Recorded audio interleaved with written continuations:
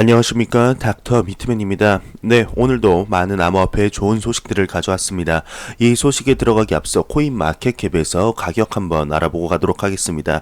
현재 전체적으로 횡보하는 모습을 보여주고 있는 가운데 바이낸스 코인이 3.4% 상승하는 모습을 보여주고 있고, 모네로가 5% 정도, 대시가 지금 한 8% 정도 상승하는 이런 모습을 보여주고 있습니다. 이러한 상승이 이어져서 대상승장으로 가는 발판이 되었습니다. 좋겠습니다. 네, 그럼 제가 준비해온 소식으로 넘어가도록 하겠습니다. 첫 번째입니다. 이더리움의 개발자죠.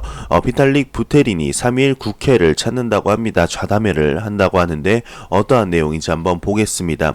네, 이렇게 지금 포스터가 나왔죠. 이더리움 창시자 비탈릭 부테린과의 대화, 블록체인과 미래경제, 2019년 4월 3일 오전 10시에 국회의원 회관 제1 소회의실에서 열린다고 합니다. 초청은 비탈릭 부테린 CEO고, 좌장은 민병두 정무위원장이고 더불어민주당 국회의원입니다. 네, 그러면서 좌담의 이제 이런 순서는 신기술 인재 육성과 청년 창업, 미래도시 스마트시티에서 블록체인 기술의 역할, 그리고 블록체인 기술의 진화와 전망, 블록체인과 금융의 디지털화라고 하면서 후원은 코인플러그가 한다고 하는데요. 네, 민병두 국회 정무위원장과 한국블록체인협회 재단법인 여시제는 내달 3일 오전 10시 국회의원 회관 제1 소회의실에서 이더리움 창시자 비탈릭 부테린과의 대화, 블록체인과 미래경제라는 주제로 좌담회를 공동 주최한다고 합니다. 이번 좌담회는 비탈릭 부테린과의 대화를 통해 블록체인 기술이 미래경제에 미칠 효과를 전망하고, 국회의원, 전문가, 기업인들과 함께 우리나라 블록체인 산업을 육성하기 위한 정책적 과제에 머리를 맞대고자 마련했다고 하는데요. 좌담회의 이제 좌장은 민병두 국회 정무위원회 위원장이 맡으면서 아까 말씀드렸던 대로 이렇게 진행이 된다고 합니다. 비탈릭 부테린과 15분씩 대담 형식으로 진행될 예정이라고 하는데요. 이더리움의 개발로 블록체인 기술의 혁신을 이뤘다는 평가를 받고 있는 비탈릭과의 만남이 블록체인에 관심이 있다면 누구나 참여를 할 수가 있다고 하면서, 이번 행사는 블록체인 전문 핀테크 기업인 코인플러그와 아이덴티티 블록체인 프로젝트를 진행 중인 메타디움이 후원했다며 기사를 마무리하고 있습니다. 네, 4월 3일 이제 얼마 안 남았죠. 이틀 남았는데 내일 모레죠. 네, 이때 어떠한 내용이 이렇게 나오든 아마 기사로 나오게 될 것입니다. 이거에 관한 내용을 접하게 되는 대로 여러분들께 바로 전달해 드리도록 하겠습니다. 네, 다음 소식입니다. 네, 암호화폐 및 블록체인 기술이 인도의 송금 수수료를 줄일 수 있다고 바이낸스 보고서가 발표를 했다고 합니다. 최근 이제 블로그 포스트에 바이낸스가 인도나 세계적인 블록체인 강국이 되기 위해서는 국가에서 적극적인 공동체를 만들고 육성하는 것이 필요하다고 언급을 했다고 하는데요. 보고서에 따르게 되면 인도의 송금액은 2019년이죠. 이제 800억 달러에 달할 것으로 전망했다고 합니다. 보고서에 따르게 되면 인도와 같은 저소득 국가와 중소득 국가는 2019년에 4% 증가한 5,490억 달러에 달할 것으로 예상을 했다면서 전년 기간에 이제 7,150억 달러로 증가할 것으로 전망했다고 합니다. 이 수치는 인도와 같은 개발도상국에서 매우 중요하다며, 전통적인 금융기관을 이용하여 국경 간 자금 이체를 할 때 상당한 금액의 현금이 궁극적으로 거래 비용으로 끝나게 된다고 바이낸스가 언급을 했다고 하는데요. 송금 수수료 및 전체 프로세스의 불필요한 비용으로 돈의 흐름을 억제하기 위해 중개인이 필요 없는 거래를 용이하게 하기 위해서 블록체인 및 암호화폐를 사용해야 한다고 보고서가 전했다고 합니다. 인도의 일간지 중 하나인 인도타임즈는 2017년 23억 달러의 대규모 송금이 송금 수수료로 손실이 되었다고 보고를 하면서, 송금은 인도에서 상당한 비용이 드는 일이며 이렇게 상당한 금액을 축적할 수 있는 좋은 시장이라고 하면서, 국경 간 송금을 위한 블록체인과 크립토커런시는 매년 세계 수십억 달러를 절약할 수 있다며, 블록체인을 사용하면 디지털 토큰을 전 세계의 어느 누구에게나 전송할 수 있고, 기존의 서비스에서 현재 지불하고 있는 요금보다 저렴한 이 토큰을 보내는 데 사용되는 네트워크 성능이나 기술에 대해서만 지불하게 된다며, 이 송금이 전통적인 송금의 경우 약 3,200만 달러의 거래 수수와 예상치와는 달리 7달러에 불과하다며 기사가 마무리되고 있습니다. 인도의 송금 시장 하면은 정말 어마어마한 송금 시장을 가지고 있는데 정말 바이낸스의 보고대로 암호화폐와 블록체인 기술을 이용하게 된다면은 인도의 송금 수수료를 확실하게 낮출 수 있고 암호화폐를 더욱더 많은 국가들에게 알리는데 중요한 역할을 하게 되는 그런 브릿지 역할을 하게 되지 않을까 싶습니다. 네, 다음 소식입니다. 코인베이스에 관한 소식인데요. 네, 얼마 전에 이제 코인베이스에서 고객의 클라이언트의 정보를 외부에 빼돌렸다는 이런 내용이 있었죠. 그래서 딜리트 코인베이스라는 이런 운동이 한창 퍼져 있었는데, 네, 피델리티를 위해 회사 데이터를 판매한 코인베이스 임원이라는 기사가 나왔습니다. 이게 과연 무슨 내용인가 한번 보겠습니다. 미국의 주요 암호화폐 거래소 중 하나인 코인베이스가 이제 고객 데이터를 판매했다는 보고서가 나왔었죠. 그때 전체 암호화폐 커뮤니티는 이제 심각하게 이제 반발을 했고, 중요한 점은 이 문제를 해결하지 못했다는 건데, 최근 보고서에 따르게 되면 기관 판매 담당 이사가 코인베이스를 떠날 것이라고 합니다. 네, 이 샌들러 분인데 흥미롭게도 샌들러는 코인베이스의 대표로서 공급자가 판매하는 고객의 데이터에 관한 정보를 공개했다고 합니다. 이 성명서는 체다와의 인터뷰에서 만들어졌으며, 그녀는 체첸인 블록체인 애널리스트 창업자인 이제 뉴트리노를 인수한 중요한 이유라고 밝혔다고 합니다. 그러면서 현재 공급 업체는 실제로 고객 데이터를 외부 소스에 판매를 하고 있으며, 실제로 데이터를 통제하고 독점 기술을 사용하여 데이터를 안전하게 유지하고 고객을 보호할 수 있었다고 이렇게 언급을 하면서, 특히 이제 샌들러가 세계 최대의 금융 서비스 제공 업체 중 하나인 피델리티 인베스트먼트에 합류할 예정이라며, 코인베이스는 샌들러가 떠나는 것에 대해 아직 공식 성명서를 발표하지 않았지만 대변인은 더 블록에 대한 소식을 확인했다고 합니다. 그러면서 이 샌들러가 피델리티에 들어가게 되면은 디지털 SM 마케팅 영업 담당 책임자로 참여하게 된다며, 네, 코인데스크가 뭐 이렇게 얘기를 하고 있는데 그렇게 크게 중요한 소식은 아닌 것 같습니다. 네, 그러니까 이거를 요약을 하면은 데이터를 판매한 이유가, 피델리티, 즉 이제 커스터디 서비스죠. 네, 암호화폐 자산을 안전하게 보관하기 위해서 고객 데이터를 팔아 넘겼다라는 이런 내용인데, 네, 사실상 잘 이해가 안 되는 부분이죠. 정말 이랬다면 그때 이래서 그게 이렇게 된 거다. 네, 피델리티에 이래서 이렇게 그래서 판매를 한 거다라고 그때 얘기를 해야지, 지금 며칠이 지나고 몇 주가 지났는데 지금 얘기하면 뭐 하겠습니까? 참, 뭔가 대응이 미심쩍습니다. 네, 다음 소식입니다. 러시아판 페이스북인 VK가 1억 명의 사용자를 암호화폐 팬으로 변신시키고 싶다라는 기사가 나왔습니다. 한번 알아보겠습니다. 페이스북의 러시아 버전인 VK가 자신의 암호화폐를 발행할 계획이라고 합니다. 현재 개발 중이지만 아직 최종 결정이 내려지지 않았다고 하는데, 소셜미디어 회사는 모든 사용자가 러시아어 뉴스 웹사이트에 따르게 되면 구현할 수 있는 암호화폐를 만들려고 한다고 합니다. 이 VK는 월간 사용자가 9,900만 명에 달한다고 주장을 하는데, 약 1억 명이죠.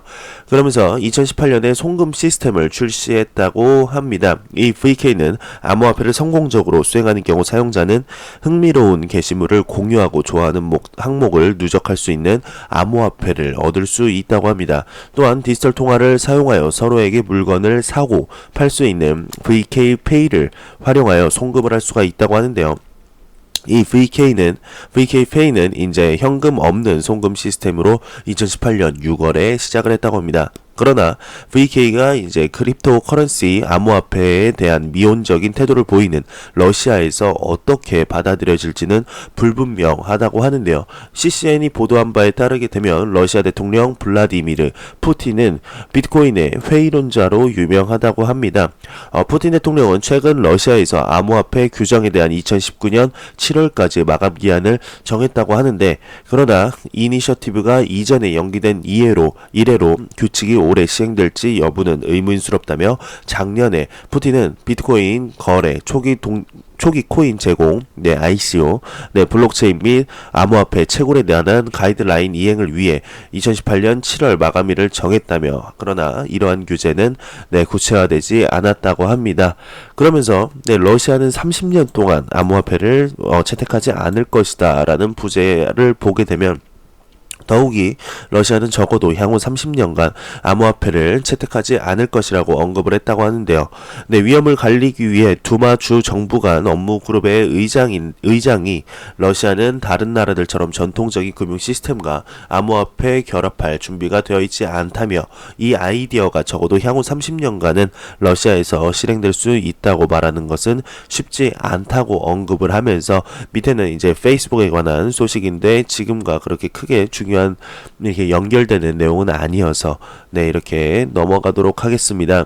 네, VK 정말 어떻게 될지 모르겠습니다. 러시아에서 정말 러시아도 한 보수한다면은 네, 보수적인 네, 이런 나라인데요. 그 국가에서 암호화폐를 만약에 받아들인다면은 정말 암호화폐 시장에 너무나 큰 좋은 소식이 아닐까 싶습니다. 하루빨리 그런 날이 오기를 바라봅니다. 네, 다음 소식입니다. 트론이 도박게임 덱을 일본에 제공치 말 것을 당부했다고 합니다. 왜 이랬을까요? 한번 알아보도록 하겠습니다. 최근 트론은 블로그의 글을 통해 트론의 자사 덱 플랫폼, 특히 일본 시장에 대한 성명을 발표했다고 하는데요.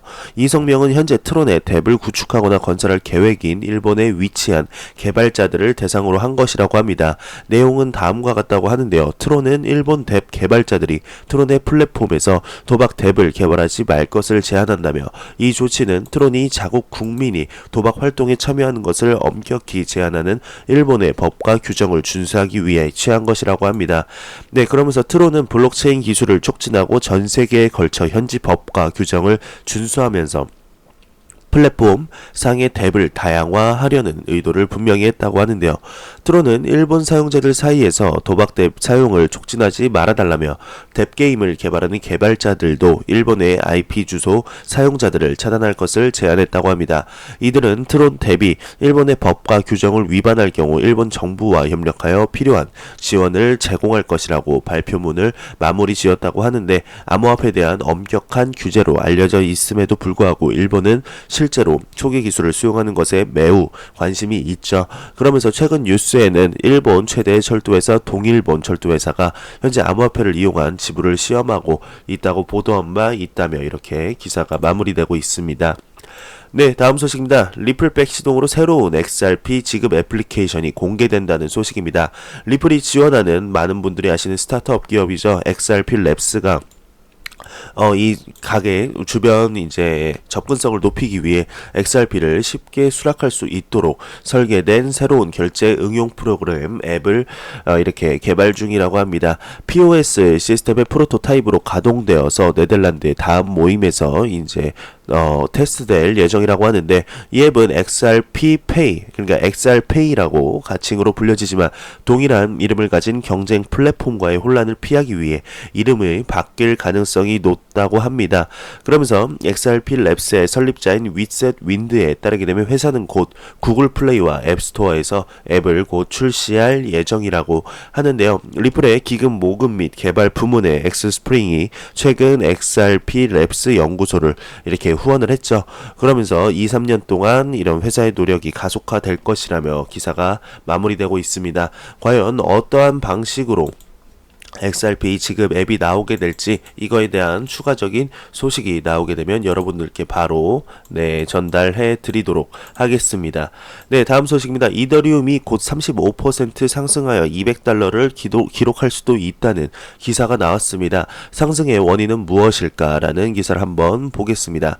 지난 한 달 동안 이더리움의 가격은 $126에서 $140까지 오르면서 약 11%의 상승률을 기록했다며 일부 분석가들이 비트코인의 가격이 $4,200를 돌파하면 크게 상승할 것으로 예상하는 것과 유사하게 트레이더들은 이더리움이 주요 지점에서 반등할 경우 $200까지 오를 것으로 예측하고 있다고 합니다. 그러면서 더 크립토 도그라는 이름으로 활동하는 암호화폐 트레이더에 따르게 되면 만약 이더리움 가격이 $148를 돌파하게 된다면 $200를 넘어설 수 있다고 하는데요. 그러나 이더리움이 $200 구역까지 상승하는 시나리오는 2월부터 돌파하는데 어려움을 겪었던 저항선을 벗어나야 한다는 조건이 있다고 합니다. 이더리움의 단기적인 가격 추세의 한 가지 긍정적인 지표는 이제 알트코인의 강력한 움직임으로 볼 수가 있다고 하는데요. 지난 24시간 동안 비박스 토큰, 테조스 아이온, 왈트체인 그리고 에터니티와 같은 토큰들이 미국 달러에 대비 이제 5%에서 65%의 상승률을 기록했다고 합니다. 비트코인의 가격이 상대적으로 조용한 것은 암호화폐 시장으로 기존 자본이 유입되고 있는 것이 아니라 기존의 자본이 알트코인으로 유입되고 있음을 시사하고 있는데, 자본을 위험이 높은 토큰 및 시가총액이 낮은 암호화폐에 할당하는 암호화폐 투자자들의 수가 증가하는 것은 시장의 심리가 변화했다는 것을 보여준다며, 토요일 경제학자 알렉스 크루거는 1월 이후 암호화폐 하락장은 끝이 났고 비트코인이 4,200달러를 돌파하게 된다면 비트코인의 하락 추세가 끝났다는 것을 신호한다고 말했다고 합니다. 역사적으로 많은 알트코인들은 이더리움의 가격 움직임을 따랐었고 디지털 자산의 추세에 기반해 강세 움직임을 기록해 왔다고 하는데요. 그러나 최근 몇 주 동안 암호화폐들이 독립적인 가격 움직임을 보이기 시작했다고 합니다. 이는 다른 알트코인들의 가치가 급등하고 있음에도 불구하고 이더리움이 여전히 단기적으로 하락할 수 있다는 것을 나타내고 있다고 하는데요. 이더리움이 잠재적으로 200달러를 돌파하는 것과 비트코인이 15개월간 이어지던 하락 추세를 끝내는 것은 모두 조건부적이며 몇 주 안에 특정 저항선을 돌파해야 한다고 언급했다고 합니다. 비트코인은 지난 3개월 동안 핵심 저항선을 벗어나지 못하고 지난달 처음 이를 시도했는데 곧바로 3,800달러 밑으로 떨어졌다며, 그러고는 비트코인이 이제 아직 주요 저항선을 돌파하지 못했고 거래량도 그저 그렇다며 아직 진짜 상승이 온 것이 아니라고 언급을 했다고 합니다. 따라서 많은 트레이더들은 주요 저항선을 돌파할 가능성을 기대하는 동시에 비트코인이 지지선까지 하락할 수 있는 가능성을 생각하면서 암호화폐의 중기 추세에 대해 조심스럽게 낙관하고 있다며 기사가 마무리되고 있습니다. 네, 이제 2분기가 정말 시작이 되었습니다. 네, 2분기에 암호화폐 많은 가격 상승 랠리가 있을 것이라는 암호화폐 전문가분들, 트레이더 분들의 그리고 또 기사를 보게 되면 그러한 분석이 많습니다. 정말 2분기에 암호화폐 시장이 크게 상승하여서 여러분들께 좋은 소식을 전달해 드릴 수 있는 그런 시장 상황이 만들어졌으면 너무 좋겠네요. 네, 제가 준비해온 소식은 여기까지입니다. 영상이 도움이 되셨다면 구독과 좋아요 그리고 광고 한 편만 처음부터 끝까지 시청해 주시기 바랍니다. 이 채널은 오직 광고 수익으로 운영이 되게 됩니다. 네, 오늘 이렇게 월요일이 시작되었습니다. 월요일 산뜻한 하루 보내시길 바라면서 저는 다음 영상으로 찾아뵙도록 하겠습니다. 항상 영상 시청해주시는 시청자분들, 구독자분들 너무너무 감사합니다. 지금까지 닥터 비트맨이었습니다. 감사합니다.